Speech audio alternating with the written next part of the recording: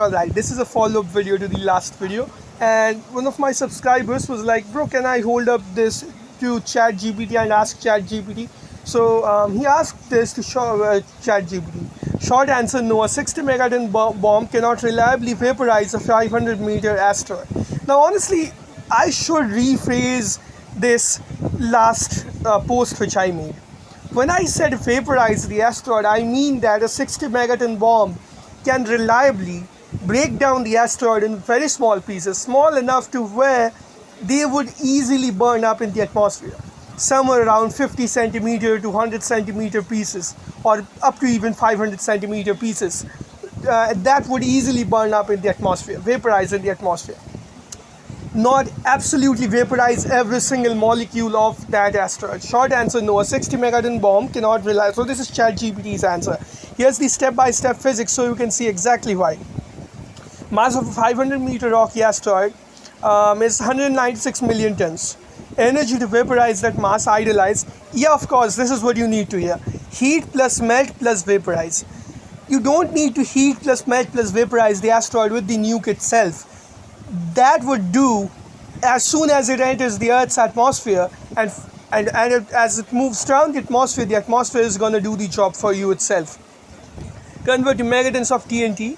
So 310 megatons of energy would be needed for every joule, went perfectly into vaporizing every kilometer. So let's say it would require around 600 megatons of energy to, if it was 50% efficient, to completely vaporize the asteroid. But here's the thing. You don't need to generate all of that with the nuke. The nuke would preferably just be around 60 megatons, and that would be too much. To displace that, you would need much less. You would need around, I guess, 1 to 5 megatons to break down the asteroid in small enough pieces to where it would burn up in the atmosphere. You only need this if you want to use all of the energy from the nuke itself to destroy the asteroid, right? 19% of the mass of the asteroid would be vaporized. Except that's not the thing. The entirety of the asteroid would fragment into very small pieces. Which would easily burn up in the atmosphere.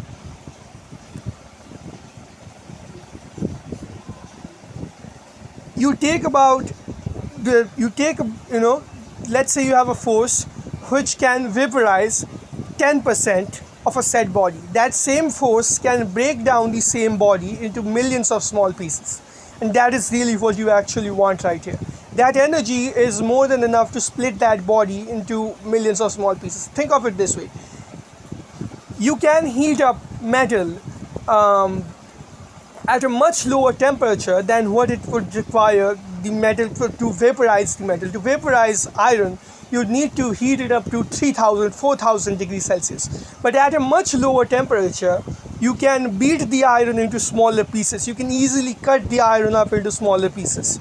And again, that different force is your own arms, right? Your own arms. But that all you need is the softening up of the iron. So you can beat it up into whatever shape you want. Just like that, you don't want the iron to be vaporized right here. You want the iron to soften up and break up into smaller pieces. That is exactly what would happen with the asteroid. In practice, a 60 megaton device would at best vaporize a modest surface layer far less than the full mass. That's why you would need to drill into the asteroid, right? You need to drill into the asteroid in order for it to spread the force around in its throughout the asteroid and break it into smaller fragments. Rest you can read. Now here's the problem with the other answer that ChatGPT came up with. Look at this one. This is a very good example of how ChatGPT is inconsistent with its figures. The numbers that make that surface comparison tempting. It says 12 million tons of Earth. Now, here it gives the weight of an asteroid but a comparable diameter asteroid contains thousands of times more mass and behaves differently in vacuum, except it does not contain thousands of times more mass. Here, just here in this post, it gives the mass of a 500-meter asteroid to be around 196 million tons. Where did it go? Which is about, if I'm not wrong, about 8 times more than 12 million tons. Here, right here, 38 billion kilograms. 38 billion kilograms, aka 38 million tons, which is 1/5 of that asteroid. So 196 million tons. Now think of Apophis, which has a rough mass of 26 million tons, or 26 million to 60 million tons. That would get easily vaporized by a nuke which has an output of 60 megatons. In fact, you would need a nuke which is much smaller than that to simply break it up into fragments. So yeah, ChatGPT is extremely unreliable when it comes to these figures. In one figure it states the asteroid weighs 196 million tons if it's 500 meters wide. In another figure it gives you around, let's say, what's that called, a few billion tons, thousands of times more than the mass displaced by Operation Sedan, which is simply not the case. Now again, a 500-meter asteroid can only weigh 196 million tons when that's an iron asteroid. Most asteroids around that size don't weigh 196 million tons. They weigh around the mass of 60 to 70 million tons or 80 million tons.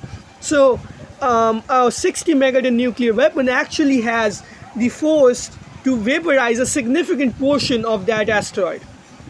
If it can vaporize a significant portion of that asteroid, it can fragment the entirety of the asteroid down to pieces which would easily burn up in the Earth's atmosphere.